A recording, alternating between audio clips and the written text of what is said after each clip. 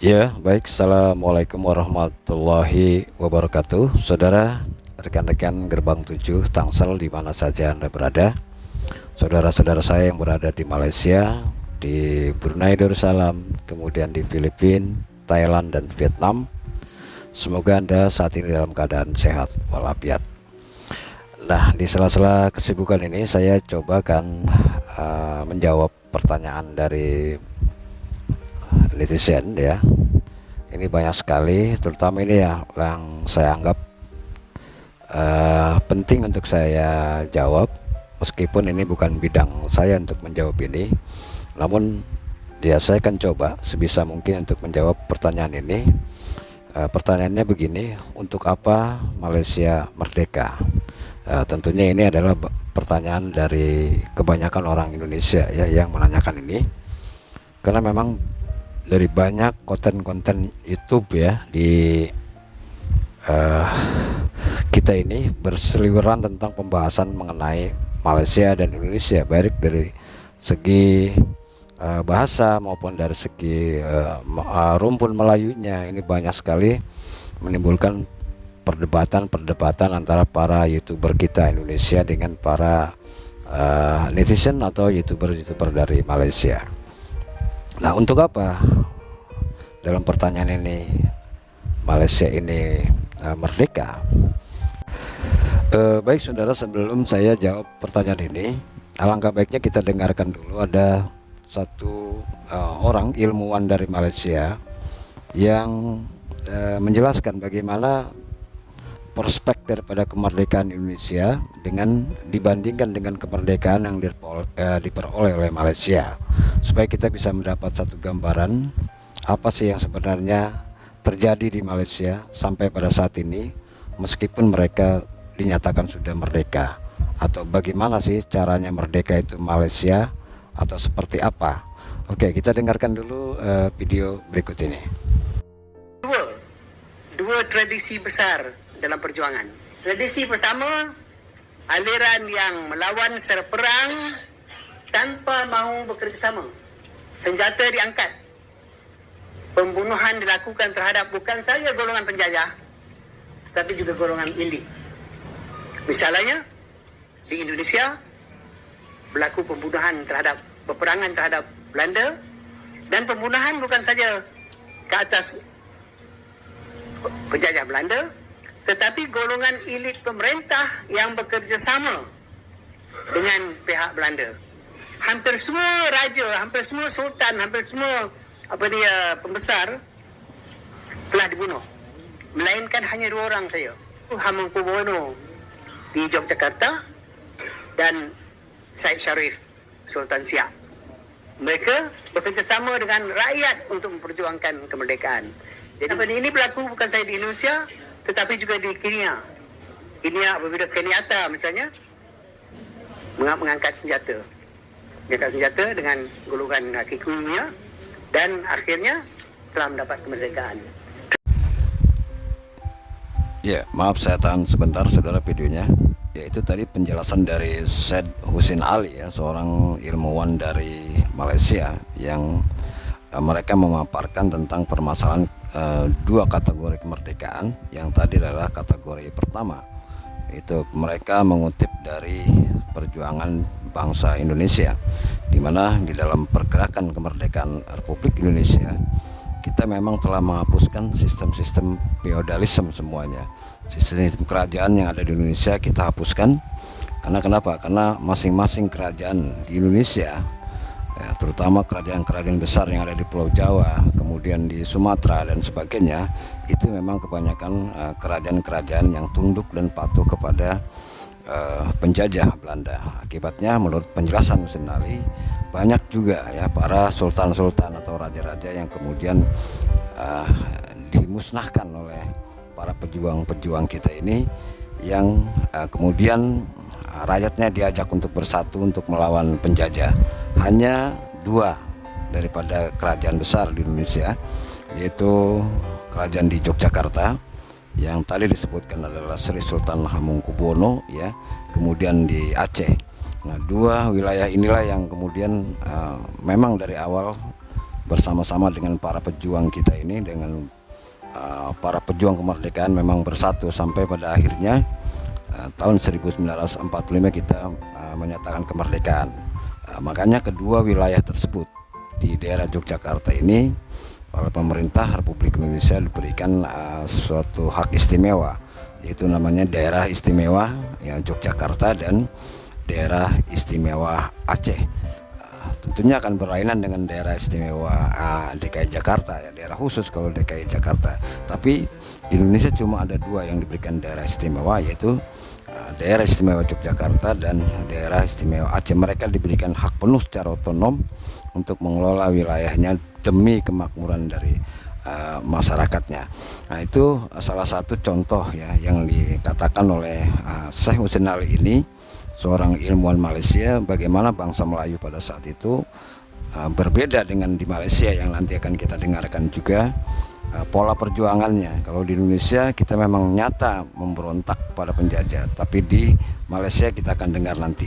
Oke, untuk itu coba kita dengarkan bagaimana perjuangan di Malaysia. Adakah perbedaan dengan masyarakat Indonesia pada zaman dahulu?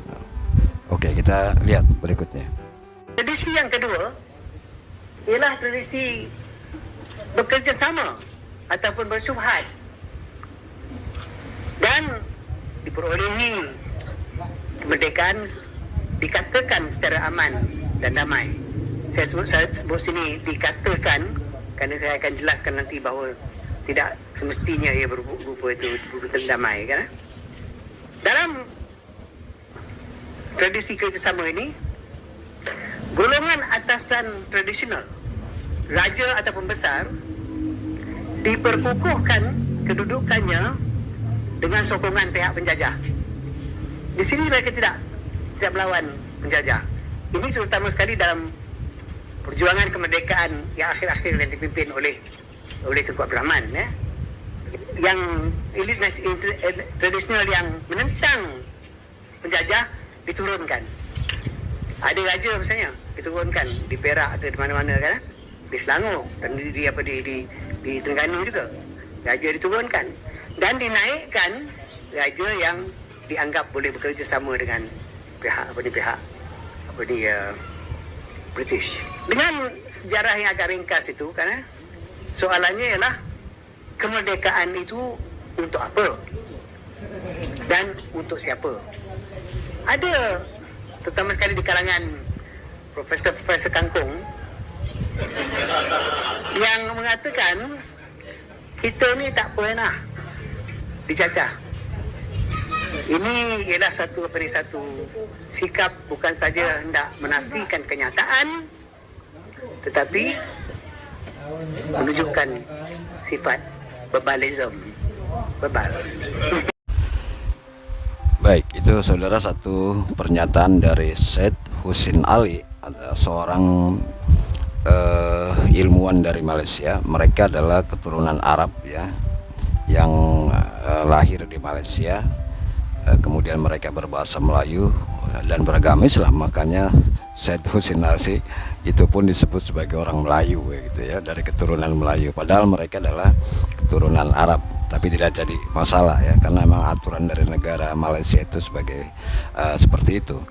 Nah, tadi dijelaskan bahwa memang berbeda dengan apa yang kita bicarakan terhadap di Republik Indonesia. Kita menentang penjajah, kemudian raja-raja yang membantu penjajah kita tumpas, rajanya kita ajak untuk ikut bersama-sama berjuang melawan penjajah.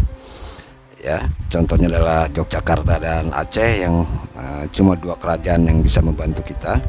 Nah, tetapi di Malaysia, Syed Husin Ali tadi mengatakan bahwa begitu British datang ke tanah Melayu di Malaysia, kemudian yang paling pertama adalah mereka menemani atau memberikan suatu surprise yang luar biasa kepada sultan-sultan yang ada di Malaysia. Tentunya diangkat oleh Inggris, British sebagai orang yang bisa dijadikan pegangan untuk tujuan daripada penjajah itu. Nah, kemudian bagaimana dengan raja-raja lain yang tidak setuju dengan kedatangan Inggris?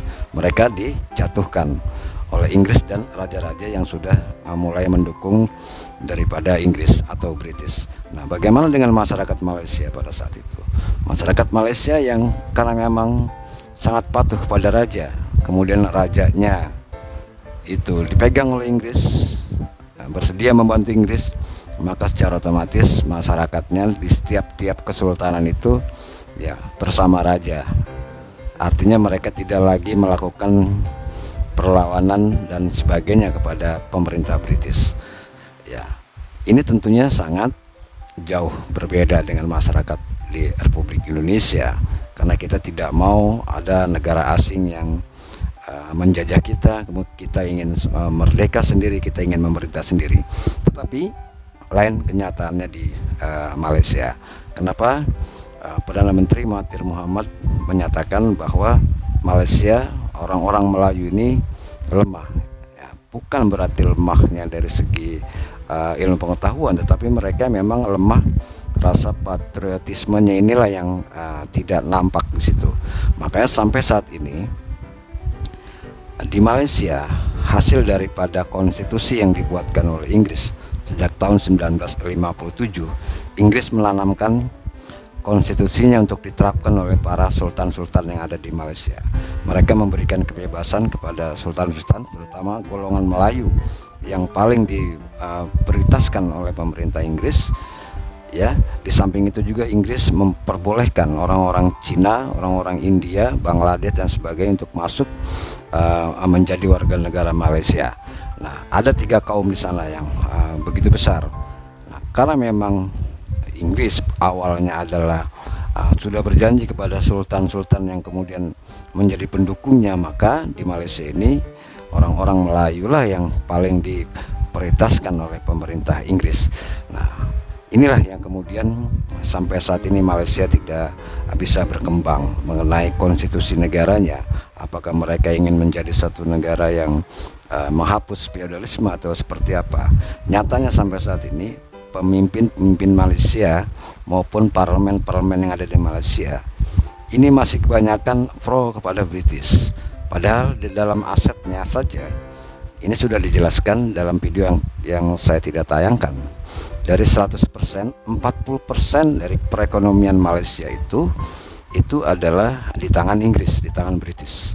Nah, 60%-nya lagi dibagi menjadi 3 golongan. Ada golongan pribumi atau Melayu, kemudian ada golongan Cina dan ada golongan India. Jadi mereka diperebutkan. Nah, kalau kita lihat di situ, mana yang lebih menguntungkan?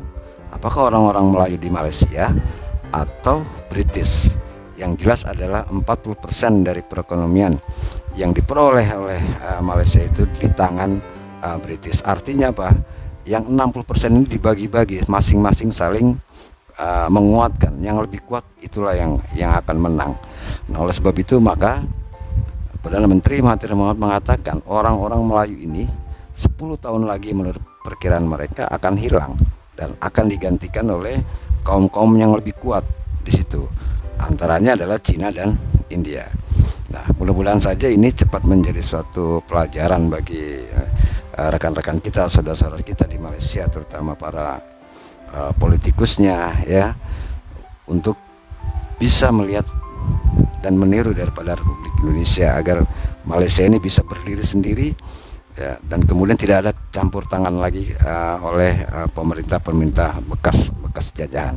Namun itu saya rasa sungguh teramat sulit karena memang komitmen dari perjanjian tahun 1957 itu memang dinyatakan sudah sakral, ya.